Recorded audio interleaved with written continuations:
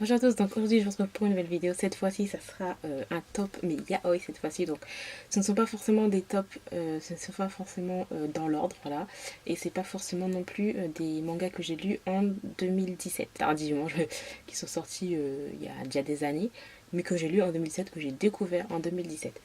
Donc tout d'abord nous allons commencer avec la série que je vous parle tant et tant de fois, donc Kuroneko, voilà, de Aya Sakio. Voilà, j'ai juste adoré. Par contre, voilà, les scènes sont très explicites, hein.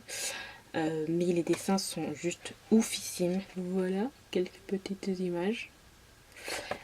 Donc voilà pour celui-là. Un autre coup de cœur que j'ai eu, et c'est Omaewa Itsuji, donc c'est Bosco Takasaki,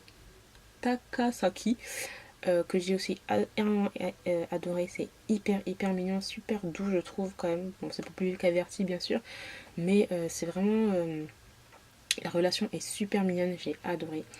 Donc voilà. Ensuite, The First Love Melt in Ultramarine, donc ça c'est de Yuki Ringo. Ça je l'ai adoré simplement parce qu'on parle de harcèlement scolaire. Donc le harcèlement scolaire c'est quelque chose, voilà, qui me touche quand même beaucoup. Je l'ai pas vécu, mais c'est, voilà, quand j'entends des histoires, quand je lis des histoires sur, ça me touche énormément.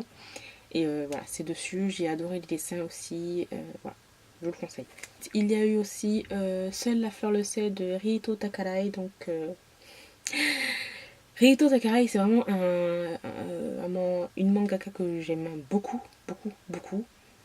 Mais celui-là, c'est vraiment l'une des histoires que j'ai adoré. Donc si vous pouvez le trouver en occasion pour le lire, essayez, ou vous le regardez, feuilleter en magasin.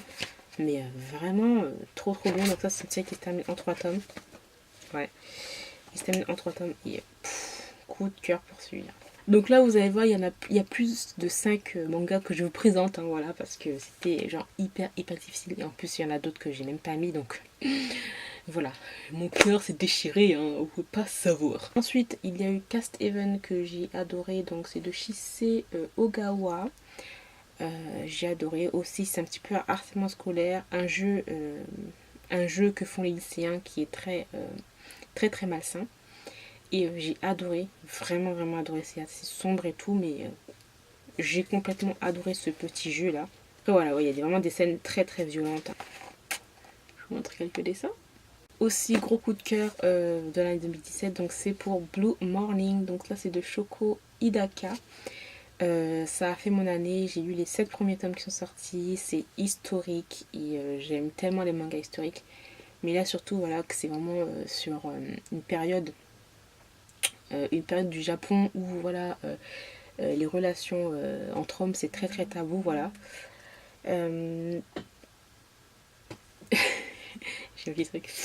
Et voilà, donc celui-là, juste génial, les dessins, l'histoire, juste au top de chez top.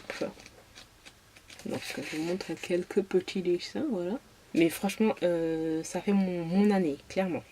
Ensuite, celui-là qui était juste hyper chou, c'était le premier du genre que je lisais. Donc voilà, c'est Tadaima Okaeri de Ishikawa, un Omegaverse. L'un des premiers Omegaverse que j'ai lu et que j'ai complètement adhéré. Bon après voilà, Omegaverse c'est assez spécial, hein, comme univers. Mais celui-là il était tellement chou, tellement... c'était que de la douceur, hein. Moi je suis désolée, hein, mais voilà, vous êtes obligé de craquer pour ce petit bouille là déjà.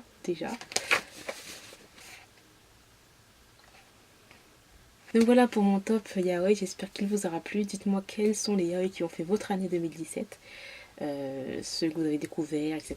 Dans tous les cas, moi je vous remercie d'avoir regardé cette vidéo jusqu'au bout et je vous dis très bientôt.